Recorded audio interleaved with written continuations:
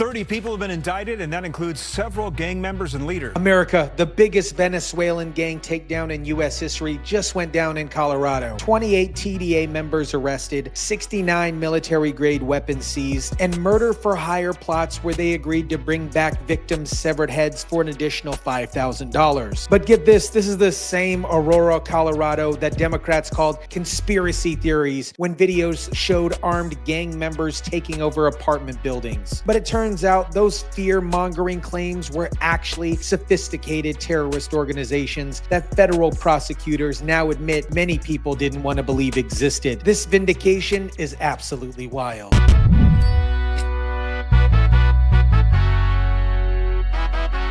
These charges follow a months-long undercover operation here in Colorado, and this case tells a story of illegal guns, weapons, and violence. What is up, guys? Tyson Dela Cruz here. Thank you so much for rocking with me. Finally, we're seeing real law enforcement action against these Venezuelan gangs who thought that they could bring their terrorism on American soil. This story proves when you take gang violence seriously, you get serious results. Let me break down this incredible law enforcement operation that just dismantled one of the most dangerous criminal organizations operating in the United States. More than 24 people charged today with connections to the notorious Venezuelan gang Tren de Aragua. The U.S. Attorney's Office for Colorado filed 2 federal indictments charging 30 people. Federal agents working with Aurora police and the county sheriff's deputies arrested 28 people on drug and firearm charges. This wasn't just some random sweep. This was a coordinated 10-month undercover investigation that targeted the leadership structure of TDA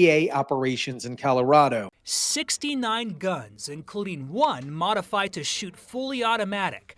This is part of the evidence investigators seized in criminal cases against 30 people since October of last year. 69 firearms seized, including one modified fully automatic. Multi-kilogram quantities of pink cocaine, fentanyl, cocaine, and methamphetamine. This wasn't street-level dealing. This was industrial-scale drug trafficking with military-grade weapons. The charges include firearms trafficking, drug trafficking, and a barbaric murder-for-hire plot in which several of the defendants agreed to kill 2 people for $15,000 and return their severed heads as proof of the murders for just an extra $5,000. Now let's talk about how this investigation started, because it perfectly shows the difference between political denial and how law enforcement actually works. The investigation started last fall when federal agents noticed increased crime activity near Ivy Crossing apartment complex in Aurora, Colorado. This is the same city that became ground zero in a national political battle about immigration, when videos showed armed men trying to break into apartment buildings. Investigators say much of the crime originated from the Ivy Crossing apartment complex in Aurora that became another haven for Venezuelan gang members last year. But remember, we were told by Democrats and the media that the concerns about TDA taking over apartment complexes were just political fear-mongering and anti-immigration rhetoric. Remember that? Is that people are terrified by what has happened with some of these Venezuelan gangs. Senator Vance, I'm going to stop you because I know exactly what happened. Martha. I'm going to stop you. The incidents were limited to a handful of apartment complexes. Only, Martha, do you hear yourself? Only a handful of apartment complexes in America were taken over by Venezuelan gangs, and Donald Trump is the problem and not Kamala Harris's open border? Listen to this federal prosecutor. There was a time not too long ago when many people didn't want to believe in TDA. But I'll tell you, this team believes in it. This team knows it is real, and it knows it poses a real danger to Colorado. This is a direct shot at politicians and media who denied that this was actually happening. Here's what makes this takedown even more significant. It involved international cooperation to capture gang leaders who thought they could flee back to South America. 2 alleged gang leaders, Luis Fernando Ubre Tumarabla and Luis Enrique Chamara. I probably butchered their names there, but you get the point. They were captured in Colombia on July 30th and are awaiting extradition to the United States. This shows you can't just flee back to South America and escape justice for your crimes committed on American soil. Their mission was to be like a parasite and basically take over any area that they can control. Aurora Police Chief Todd Chamberlain describes TDA's mission perfectly: to be like a parasite and basically take over any area you can control. This isn't random crime. This is organized territorial conquest by a foreign criminal organization. Now here's the part that destroys the liberal narrative. TDA's primary goal: to victimize the immigrants that they came here with. They weren't just targeting Americans, they were terrorizing the very immigrant community that Democrats claim to be protecting. Now let's talk about the actual impact of this law enforcement operation, because the results prove aggressive gang enforcement actually works. What began as a local violent crime case quickly evolved into a complex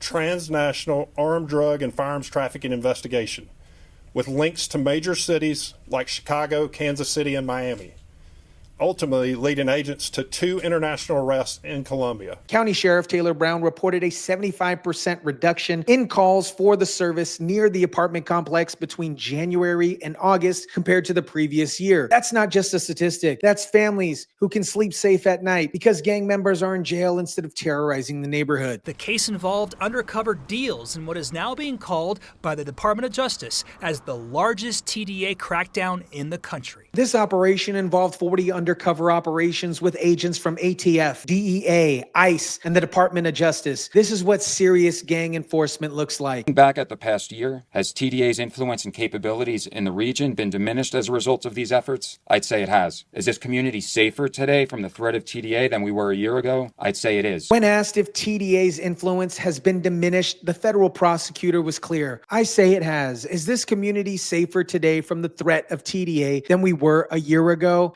I'd say it is. This is what success looks like when you actually go after organized crime. This massive takedown completely vindicates everyone who was warning about TDA over apartment complexes while being attacked as fearmongers and racists. Aurora, Colorado became ground zero in a national political battle about immigration. When videos showed armed men trying to break into apartment buildings, Democrats and the media said that these concerns were overblown. But this investigation proves that the problem was even worse than people realized. TDA has brought its terrorism to the United States. TDA is real, it is dangerous, and we have made prosecuting TDA a priority in the District of Colorado. Federal prosecutors are now calling TDA's activities terrorism and making prosecution a priority. This is exactly what Trump supporters were saying when we were being called anti-immigrant for wanting gang members arrested and deported. This TDA takedown is part of a broader crackdown on international criminal organizations, including charging cartel operatives with narco-terrorism under Trump's executive order. Finally, we're treating these foreign criminal enterprises as the terrorist organizations they actually are. America, this story is a complete vindication of everyone who warned that Venezuelan gangs were taking over American communities while being attacked by Democrats and the media as fearmongers. 28 arrests, 69 firearms seized, murder for hire plots exposed, and a 75% reduction in crime calls at the targeted apartment complex. This is what happens when you take gang violence seriously instead of pretending it doesn't exist for political reasons. The federal prosecutor's admission that there was a time not too long ago that many people didn't want to believe in TDA is a direct indictment of political denial that allowed these criminal organizations to grow and spread across America. TDA's mission was to be like a parasite and basically take over every area that they can control while primarily victimizing the immigrant communities that they infiltrated. This destroys the liberal narrative that opposing gang violence is somehow anti-immigrant when gangs were terrorizing immigrants. The investigation took 10 months of undercover work by federal agents because local politicians were too concerned about political correctness to acknowledge what was happening in their own communities. Meanwhile, families were living in fear while gang members controlled apartment buildings with military-grade weapons. The international cooperation that captured gang leaders in Colombia shows that Trump's approach of treating these organizations as terrorist groups is getting results. You can't just flee back to South America and escape justice for your crimes that you committed on American soil. Let me know what you guys think about this. Drop it down in the comments section down below. Smash the like button if you kindly would. Share, subscribe, and as always, guys,